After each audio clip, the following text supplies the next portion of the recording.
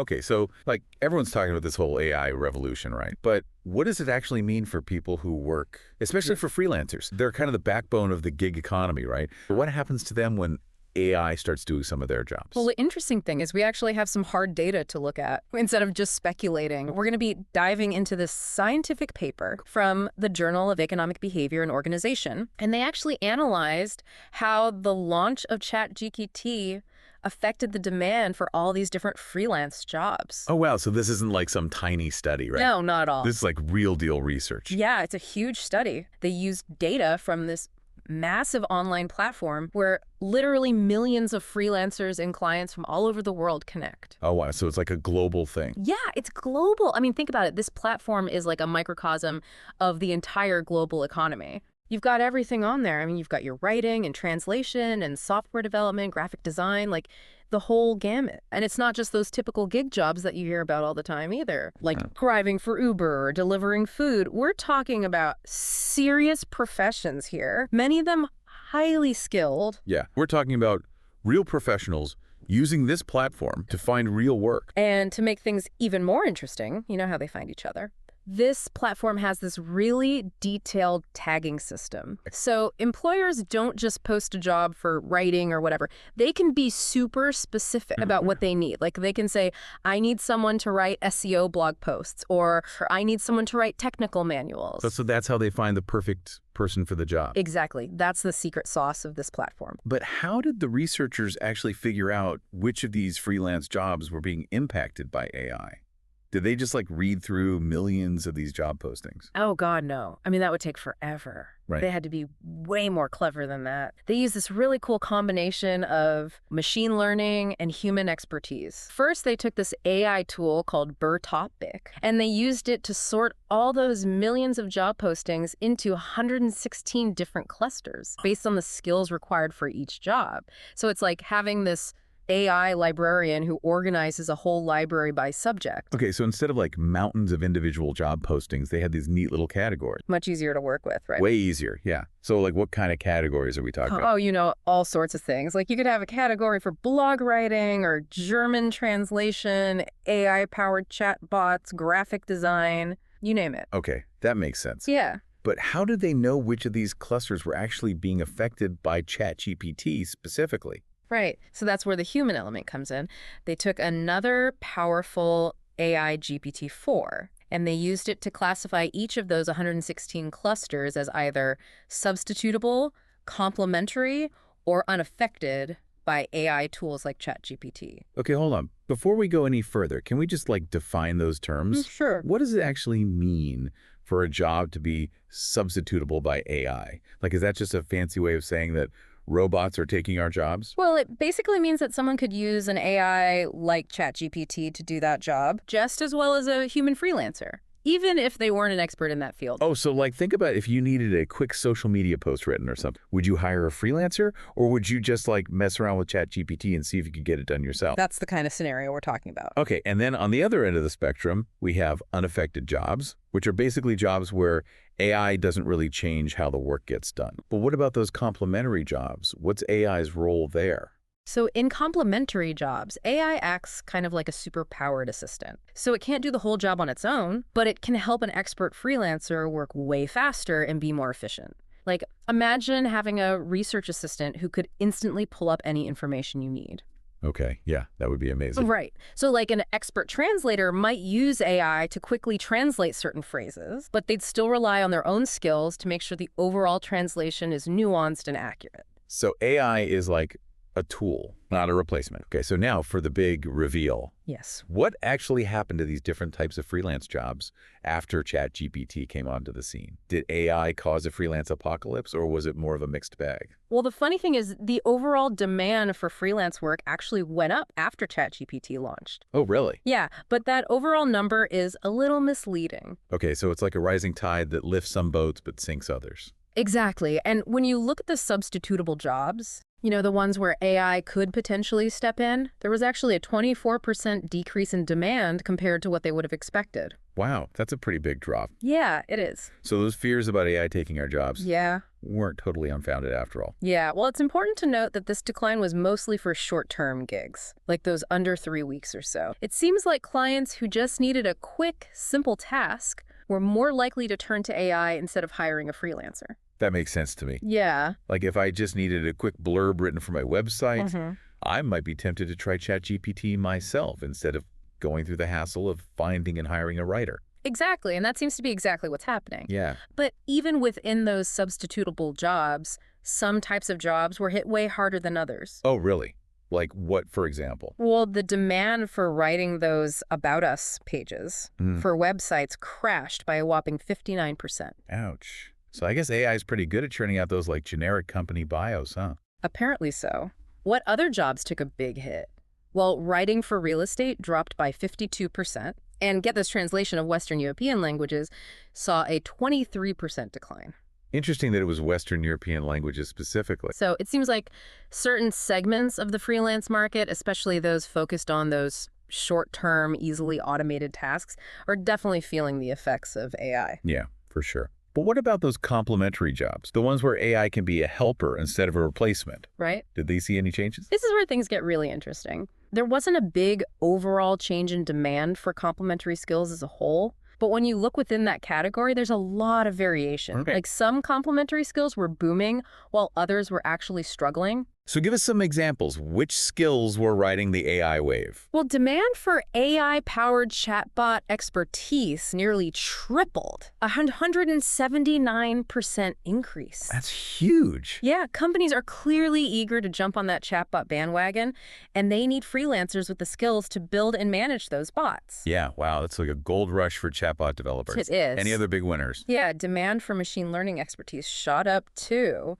a 24% increase. So it seems like while some freelancers are being replaced by AI, others are finding brand new opportunities in helping companies harness AI's power. Right, so it's not just about jobs disappearing, it's also about new jobs being created Exactly. that didn't even exist a few years ago. That's a really important point. But hold on, this is where it gets a little counterintuitive. The research also found that the demand for novice workers within those complementary clusters actually went down. Isn't that weird? I mean, you'd think AI would help novice workers the most, like you could allow them to take on tasks that they wouldn't be able to handle on their own. But it seems like something else is happening here. Why are companies bringing those tasks in-house instead of outsourcing them to novice freelancers? That is a great question, and it seems like the answer might be that companies are now using AI to boost the productivity of their own entry-level employees rather than outsourcing those tasks. So instead of hiring a freelance virtual assistant to handle basic admin tasks, a company might use an AI tool to automate some of those tasks Right.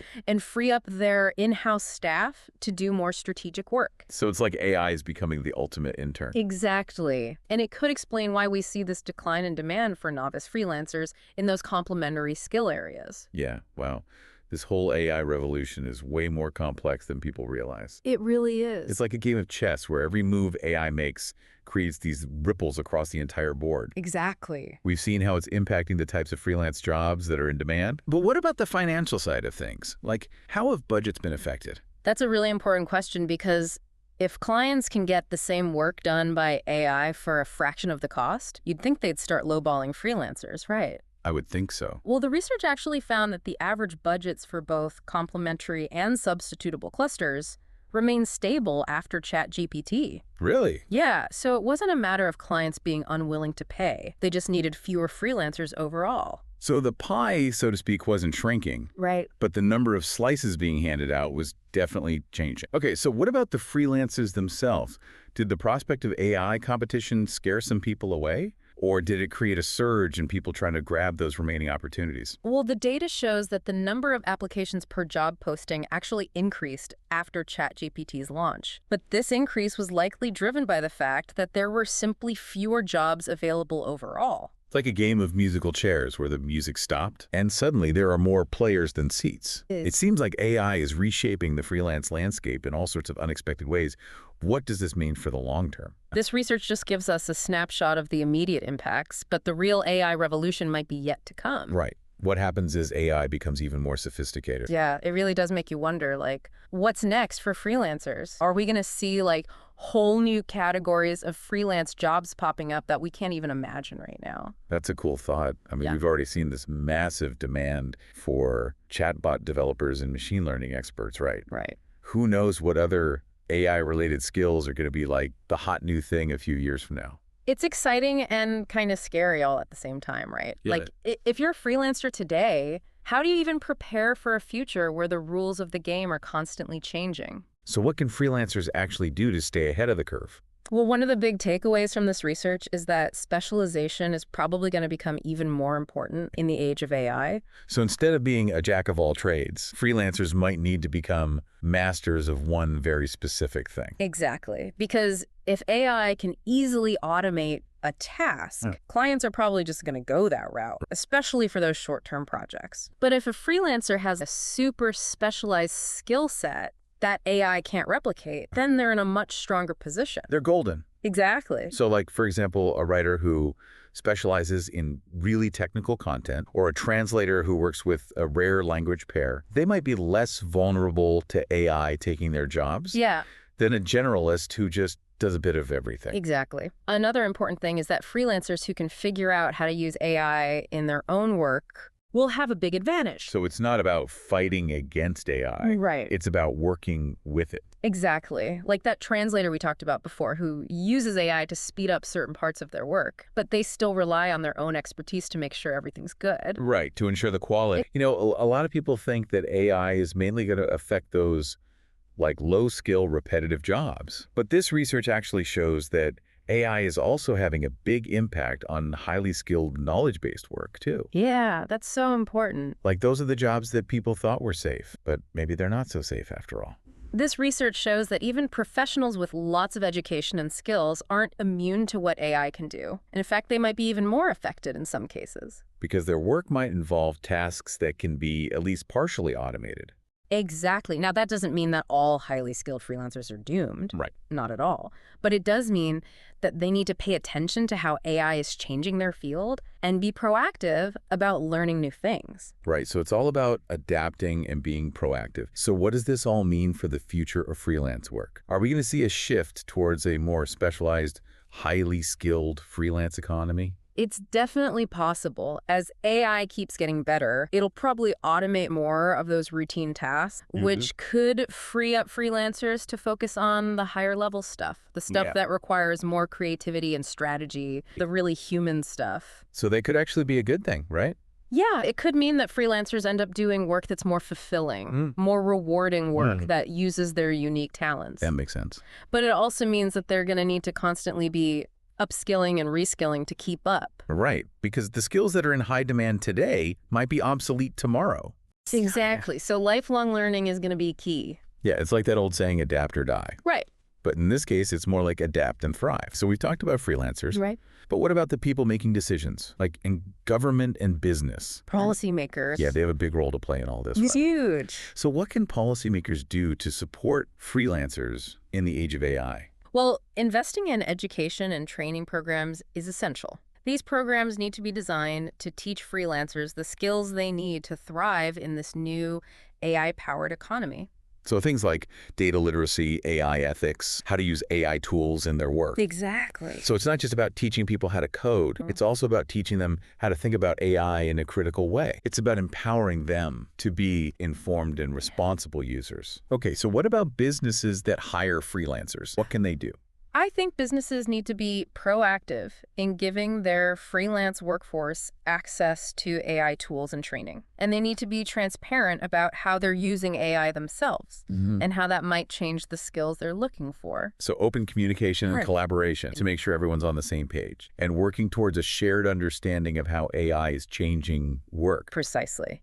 And another really important thing for both policymakers and businesses to think about is creating an environment that's supportive of freelancers. Okay, so what does that look like practically speaking? Well, it means things like making sure freelancers can get affordable health care, retirement savings plans, and other benefits that they don't always have access to. It also means tackling issues like wage stagnation and job security. Because if we want freelancers to be the ones driving innovation in the AI age, we need to make sure that they're not just struggling to survive. Exactly. We need a freelance economy that's thriving. And to do that, freelancers need the resources and security to succeed. I think this deep dive has really opened my eyes to how AI freelance work and the future of the economy are all connected. It's fascinating, isn't it? It really is. It's clear that we're in the middle of a massive transformation, and the decisions we make today are going to shape what the future looks like. It's a time of huge opportunity, but it's also a time of great responsibility.